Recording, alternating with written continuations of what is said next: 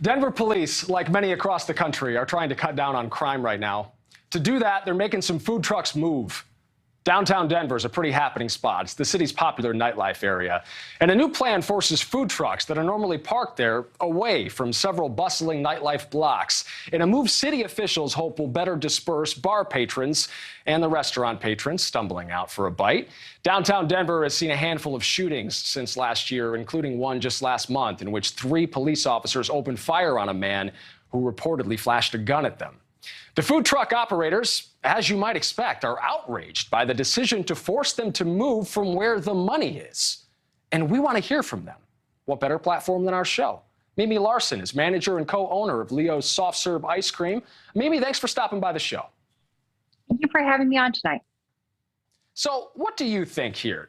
Do the police make any sense? Is their justification for asking these trucks to move logical at all? Not to me. I honestly don't understand why they think moving food trucks is going to cut down on crime down there. This is, as you noted, a very popular place for individuals to go and hang out, and the bars are voluminous. There's gang members, there are drunken individuals, and there's just normal people out trying to have a good time. They don't come down there for the food trucks. The food trucks go there because they know that there's a lot of people who come out hungry at 2 a.m. So banning a food truck is not going to stop gang members or other people who are intent on committing a crime from going down to this area. We got the details up on the screen right now from the Denver police in case you guys are familiar with it or watching out in Denver tonight. Mimi, how did you personally find out about the ban? We spoke to some truck operators who said that nobody consulted with you guys, and some weren't even informed about the ban until they needed you out.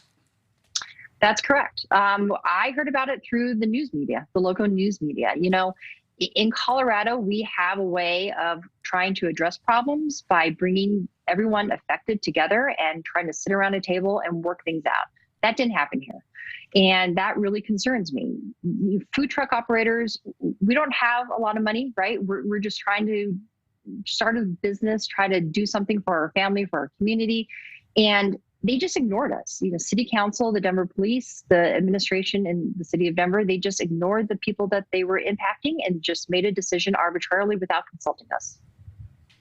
Mimi, you've been downtown a lot. We talk about crime a lot on this show. Have you seen a spike in crime recently in that downtown area? Most definitely. I work downtown. I've worked downtown all my professional life. Crime is out of control down there. It really is. And there are times when I don't feel safe, and that's in broad daylight.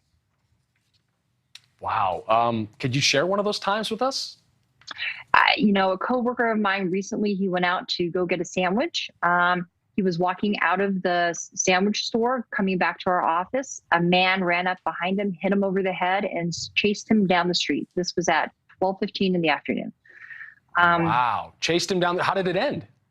He turned, my coworker stopped, turned around, yelled at the man and told him, you know, get away from me. And there were other people around him who started yelling at the man, and my coworker ran to our office and got inside safely.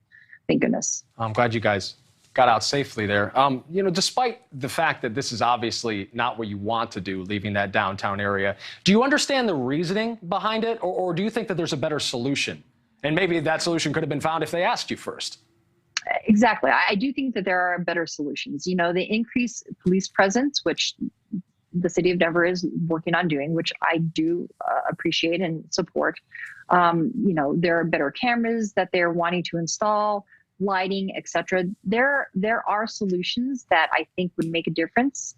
But again, banning food trucks, that's not one of them. And just talk to us, you know, help bring the food truck people into the conversation. Don't shut us out.